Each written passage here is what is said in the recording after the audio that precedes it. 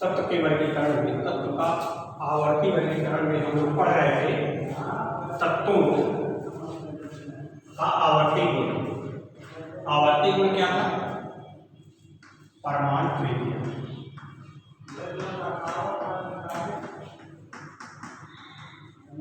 परमाणु त्रिज्या, इसके बारे में चर्चा करूँ। दूसरा आवर्ती गुण है विद्युत ऋणात्मक।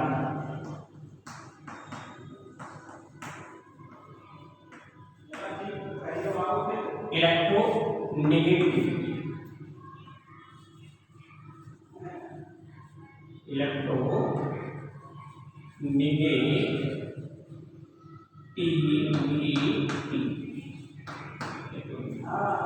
है क्या?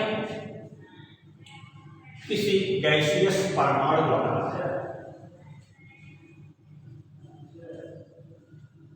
इलेक्ट्रॉन को ग्रहण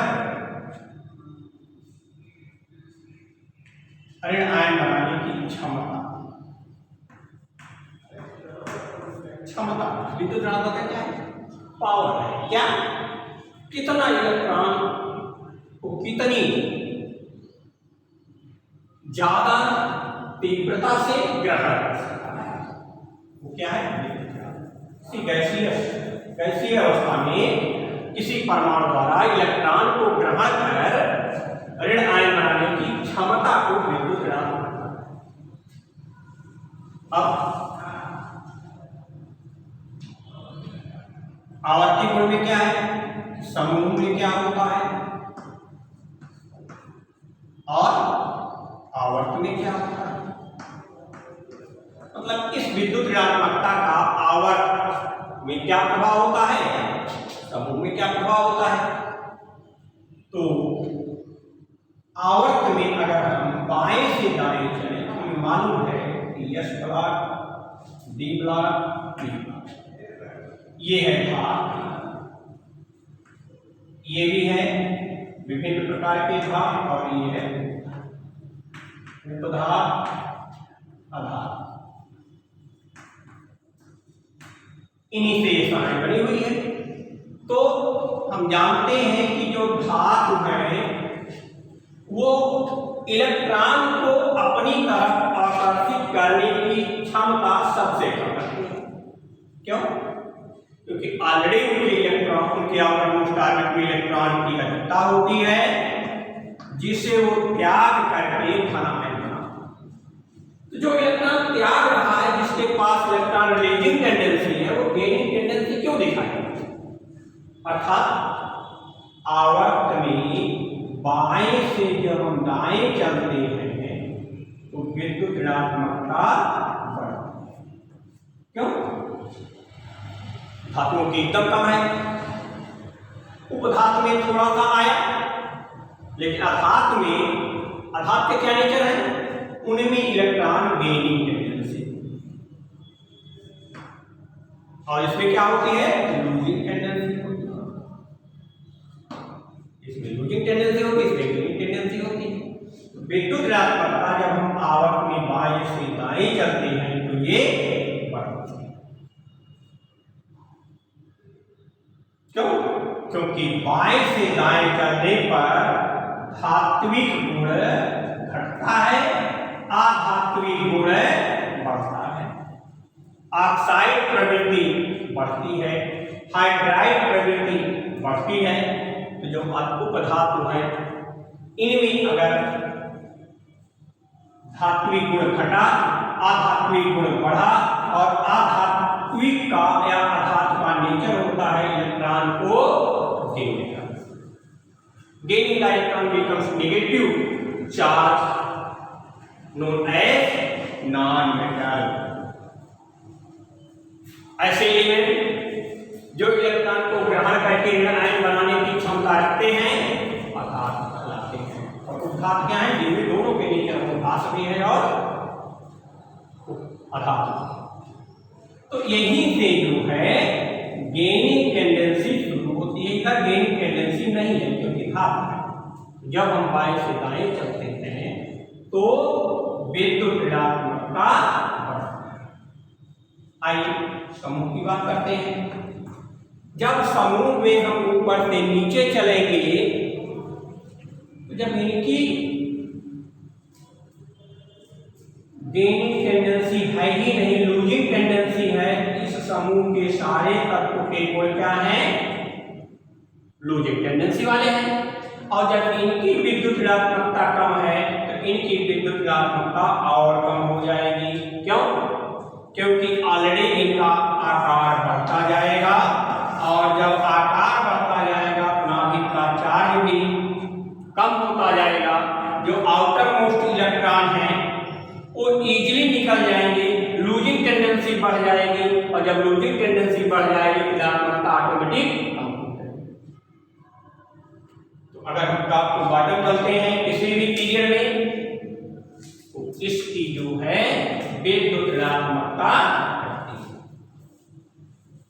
आइए उपधातु वाले में चलते हैं, जैसे बोरान, एल्युमिनियम, गैलियम, इंडियम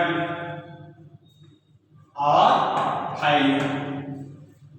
ये कोई ग्रुप है थर्ड ग्रुप, जहां से पी ब्लॉक चालू होता है। तो boron, thallium non metal, losing tendency सबसे नॉन मेटल गेनिंग टेंडेंसी सबसे अधिक, तो विद्युत ऋणात्मकता सबसे अधिक होगा। एल्युमिनियम आइसोटोनिक नेचर, वह धात्विक स्वभाव का है। गैलियम, इंडियम और थाइलियम धात्विक नेचर के हैं, अर्थात ऊपर से नीचे आते हैं तो धात्विक नेचर बढ़ता है, उनका धात्विक गुण बढ़ता है, इसलिए विद्युत ऋणात्मकता घट जाती है। धात्विक गुण बढ़ने के साथ साथ विद्युत ऋणात्मकता कम हो जाती है, अधात्विक गुण बढ़ने के साथ साथ विद्युत ऋणात्मकता बढ़ जाती है। तो किसी भी समूह में अगर हम ऊपर से नीचे आते हैं तो विद्युत ऋणात्मकता कम हो जाती है। आवर्त में लेफ्ट टू राइट चलते हैं तो विद्युत ऋणात्मकता लगातार बढ़ती रहती है। अगला आपका है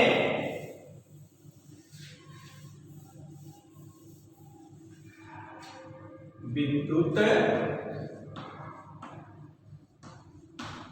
ऋणात्मकता था दूसरा। तीसरे में आ जाते हैं आयनन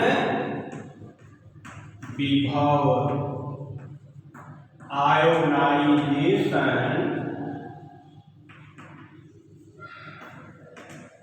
पोटेंशियल। आयोनाइजेशन पोटेंशियल ये क्या चीज है? किसी विलगित निकाय से इलेक्ट्रॉन को निकालने के लिए जितनी ऊर्जा की आवश्यकता होती है वो क्या है? आयनन विभव। इलेक्ट्रॉन निकालने के लिए required energy to release the electron from outermost orbit of an atom is known as ionisation potential. Means बाह्य कोश से किसी भी इलेक्ट्रॉन के बाहरी कोश से इलेक्ट्रॉन निकालने के लिए जितनी ऊर्जा की आवश्यकता होती है वही क्या है? आयनन।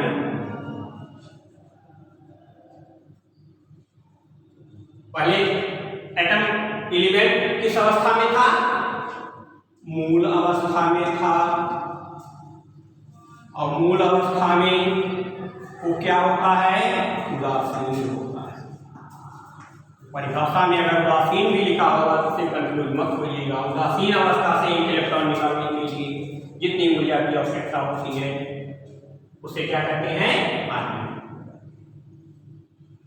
तो अब ये आयनन विभव हमेशा पहला आयनन विभव मतलब पहले इलेक्ट्रॉन को निकालने के लिए जो ऊर्जा मिला वो सबसे कम होता है द्वितीय आयनन विभव। आयनन विभव और यह भी कम होता है तृतीय आयनन विभव। मतलब पहला इलेक्ट्रॉन जब निकलता है तो वह नाभिक क्या करता है, अपने इस न्यूक्लियर फोर्स को यहां से हटा करके अदर ऑर्बिट में उपस्थित इलेक्ट्रॉनों के ऊपर वह फोर्स लगा देता है। इसके अलावा इलेक्ट्रॉन रिपल्सिव फोर्स इनके ऊपर एक आवरणिक परत का भी निर्माण कर लेते हैं, जिसे स्क्रीनिंग इफेक्ट कहा जाता है। स्क्रीनिंग इफेक्ट कहा जाता है। इस स्क्रीनिंग इफेक्ट के बाद ये अपने इस इलेक्ट्रॉन को सजोए हुए हैं अपने आकर्षण बल से। अगर किसी कारण से यह इलेक्ट्रॉन निकल गया तो एक तो स्क्रीनिंग इफेक्ट काम करेगा, अदर इलेक्ट्रॉन को नहीं निकलने देगा। दूसरा, यह जो फोर्स इन पर लग रहा था, अब ये फोर्स इन पर पड़ गया, इन पर पड़ गया, इन पर पड़ गया, इन पर। ऑलरेडी वो पहले वाले को पकड़ रहा था, लेकिन ये फोर्स और अधिक बढ़ गया। अर्थात द्वितीय आयनन विभव, दूसरा इलेक्ट्रॉन निकालने के लिए हमें और अधिक ऊर्जा की आवश्यकता होगी। जब दूसरा इलेक्ट्रॉन भी निकल गया तो उसका भी, पहले का भी न्यूक्लियर फोर्स, दूसरे का भी न्यूक्लियर फोर्स अदर इलेक्ट्रॉनों में डिस्ट्रीब्यूट हो जाता है। फलतः तीसरे को निकालने के लिए और अधिक ऊर्जा की आवश्यकता।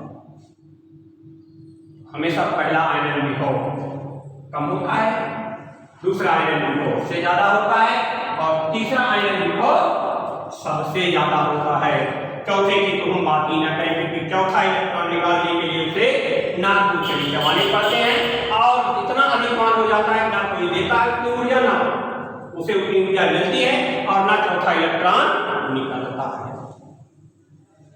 तो ये रहा आपका आयनन विभव। अब आगे देखिए कि यह आयनन विभव आवर्त में क्या गुण रखता है, समूह में क्या गुण रखता है।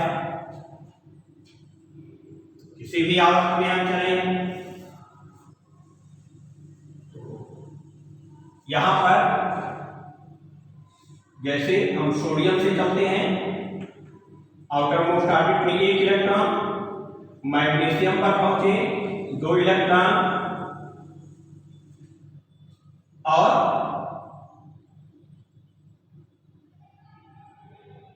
इसके बाद कहां पहुंचे, एल्यूमिनियम पर पहुंचे 3 इलेक्ट्रॉन, गैलियम में 4 इलेक्ट्रॉन, फिर इसके आगे 5 इलेक्ट्रॉन होगा, फिर 6 इलेक्ट्रॉन, 7 इलेक्ट्रॉन, 8 और हो जाए। अब इस इलेक्ट्रॉन को जब हम निकाल देते हैं सोडियम के केस में, तो इसकी आयनन ऊर्जा सबसे कम होती है, और अब उसका अष्टक पूरा हो गया। अब यहां से इलेक्ट्रॉन का निकालना बड़ा कठिन है। मैग्नीशियम में पहला इलेक्ट्रॉन निकल गया, उसकी ऊर्जा से इसमें बढ़ गई, इस पर काम करना शुरू कर दिया, ये न्यूक्लियर फोर्स इन पर लग गया। अब इसको निकालने के लिए हमें और अधिक ऊर्जा की आवश्यकता होगी, और अधिक ऊर्जा की आवश्यकता होगी तो द्वितीय आयनन विभव का मान बढ़ जाएगा। लेकिन जब अष्टक इनका आ गया, अब यहां से इलेक्ट्रॉन निकालने के लिए बहुत अधिक ऊर्जा की आवश्यकता। एल्यूमिनियम के केस में 3 इलेक्ट्रॉन है, तीसरा इलेक्ट्रॉन, तीनों इलेक्ट्रॉन 1 करके अधिक ऊर्जा दे करके इलेक्ट्रॉन को निकाला जा सकता है। लेकिन इधर इलेक्ट्रॉन लूजिंग टेंडेंसी खत्म हो रही है, गेनिंग टेंडेंसी आ रही है। नाइट्रोजन के 7p14 होता है, इसको हम बांटे तो 2, 8, 5 या 1s2, 2s2, 2p3, में 3 इलेक्ट्रॉन, और p ऑर्बिटल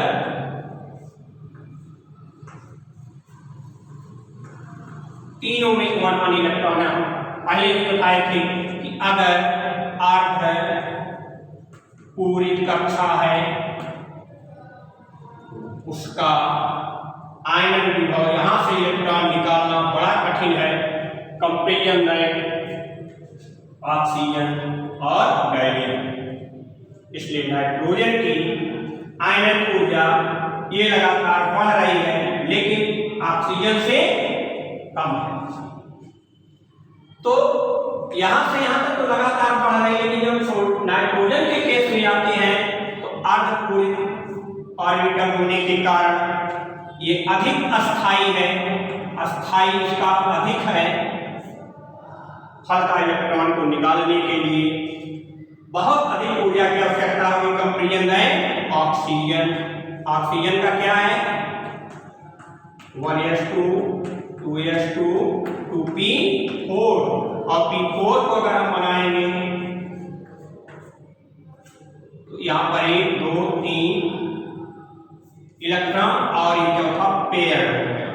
इस पेयर इलेक्ट्रॉन को निकालने के लिए हमें कम ऊर्जा की आवश्यकता होगी और पेयर इलेक्ट्रॉन को लूज करके वह फिर अस्थायित्व को प्राप्त कर लेगा। फलतः ऑक्सीजन की आयनन ऊर्जा कम होती है, नाइट्रोजन की आयनन ऊर्जा अधिक होती है। उसी प्रकार फ्लोरीन और क्लोरीन में क्लोरीन की आयनन ऊर्जा टॉप टू बॉटम लगातार घटती है, लेकिन फ्लोरीन की कम है, क्लोरीन की अधिक है। ये यहाँ दो अपवाद मिल जाते हैं। तो केमिस्ट्री हमारी अपवादों से भरी हुई है। आवर्त में अगर हम चलेंगे तो आयनन ऊर्जा बढ़ती है, लेकिन नाइट्रोजन उसका अपवाद है। टॉप टू बॉटम चलते हैं तो क्लोरीन की आयनन ऊर्जा डिफरेंट हो जाती है, लगातार घट रही है। तो क्लोरीन की ऊर्जा अधिक है, क्लोरीन की ऊर्जा कम है, इसलिए इसका भी अपवाद है। लेकिन जब हम टॉप टू बॉटम चलते हैं समूह में तो आयनन ऊर्जा बढ़ने लगती है। इसलिए जो है ये आयनन। अब इसके बाद आपका है आयनन ऊर्जा हो गया और विद्युत ऋणात्मकता हो गया। चौथा था इलेक्ट्रॉन लब्धि।